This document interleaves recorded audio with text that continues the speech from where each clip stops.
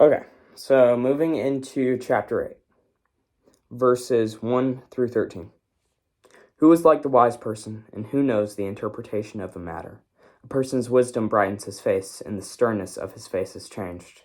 Keep the king's command because of your oath made before God. Do not be in a hurry to leave his presence, and don't persist in a bad cause, since he will do whatever he wants. For the king's word is authoritative. Who can say to him, "What are you doing?" The one who keeps a command will not experience anything harmful, and a wise heart knows the right time and procedure. For every activity, there is a right time and procedure, even though a person's troubles are heavy on him. Yet no one knows what will happen, because who can tell him what will happen? No one has authority over the wind to restrain it, and there is no authority over the day of death. No one is discharged during the battle, and wickedness will not allow those who practice it to escape. All this I have seen, applying my mind to all the work that is done under the sun, at a time when one person has authority over another to his harm. In such circumstances, I saw the wicked buried. They came and went from the holy place, and they were praised in the city where they did those things. This, too, is futile. Because the sentence against an evil act is not carried out quickly, the heart of people is filled with the desire to commit evil. Although a sinner does evil 100 times and prolongs his life, I also know that it will go well with God-fearing people, for they are reverent before him. However, it will not go well with the wicked, and they will not lengthen their days like a shadow, for they are not reverent before God. There is my apologies. That's the end of verse 13. So, talking about verses 1 through 9, we should submit to authority, and specifically the king. The king is also kind of an analogy for God, right?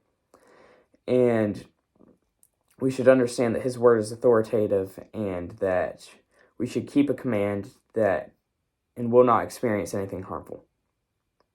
Verse 6 says, for every activity there is a right time and procedure, even though a person's troubles are heavy on him.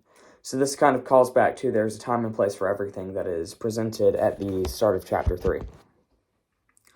But it also applies the perspective of there's misery in our lives, right? And there's despair and there are bad things, but despite that, there is a time and procedure for everything. We should pray passionately for those in power because they are the ones that we are to submit to, right? And we are called to as Christians to be like the valuable and productive citizens. So we should pray for those in power that they don't fall to the wickedness and to the sinful ways of the world. Verses 10 through 13 is about trusting God's judgment because he demands righteousness, right? We see that the wicked are buried, and that they have authority over others to their own harm. And God will avenge all with fairness and honor, right? So it's important to understand that in verse 11, injustice is what begets the crimes, right? Because the sentence against an evil act is not carried out quickly, the heart of people is filled with the desire to commit evil. And we can see this today in policies that search for the rehabilitation of criminals as opposed to punishment, because punishment is really what disincentivizes crime. All right. The end of chapter 8. Sorry, guys, I'm feeling a little weird. Verses 14 through 17. There is a futility that is done on the earth. There are righteous people who get what the actions of the wicked deserve, and there are wicked people who get what the actions of the righteous deserve. I say that this too is futile. So I commended enjoyment, because there is nothing better for a person under the sun than to eat, drink, and enjoy himself. For this will accompany him in his labor during the days of his life that God gives him under the sun.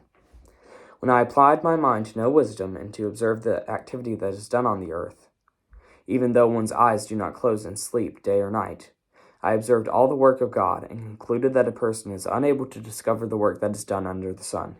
Even though a person labors hard to explore it, he cannot find it. Even if a wise person claims to know it, he is unable to discover it. So, verse 14 through 15. God's ways are very contrary, right? Because righteousness is contrary to the wickedness. And we must keep our eternal perspective and trust him in our despair. And trust in his timing also. And verse 15 once again brings up that enjoyment of life on earth, right? Eating, drinking, and enjoying ourselves. For this will accompany us in our labor during the days of our lives. But we shouldn't lean on these earthly pleasures, otherwise they'll get in the way of us enjoying God. So verse 16 through 17. God's ways are contrary, like I already mentioned, but they are contrary to wisdom, not wisdom. They're contrary to us understanding him fully, because that's not what God calls us to do. Right, verse 17 is, I observed all the work of God and concluded that a person is unable to discover the work that is done under the sun. Because even though we can spend our whole entire lives in mind and apply it to knowing wisdom, right? We're never going to observe everything and conclude everything about all the work that is done under the sun. Which is important because no one else is either. So even if a wise person claims to know it, he is unable to discover it. So we may battle the well-meaning people in our flesh in our lives, right? Because well-meaning people are going to say, hey, this is how you should live your life. This is a really great way to live your life. And they may have a very great perspective on it, but they aren't going to discover the full picture. So it's important to diversify our intake of who we hear talking, the perspectives we hear on life. But it's also very comforting in a way because no one knows. And God is mysterious, so that's why part of the reason we should submit to him. But that really ties all of humanity together because no one knows the work that is done under the sun.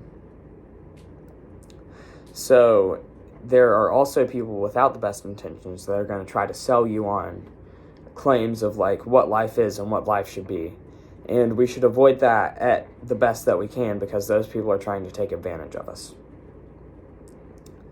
All right, so that is Ecclesiastes 7 and 8. Next week I will either be doing something on the resurrection or I might just not do anything since it is Easter Sunday. I'll probably do something on the resurrection, take a week off from the Ecclesiastes study. But yeah, guys, let me know if there's anything else you want to see, any thoughts you have, advice you have for me. Again, I'm just a high school guy trying to serve God the best he can. So any input would be helpful. See you guys next week or the week after.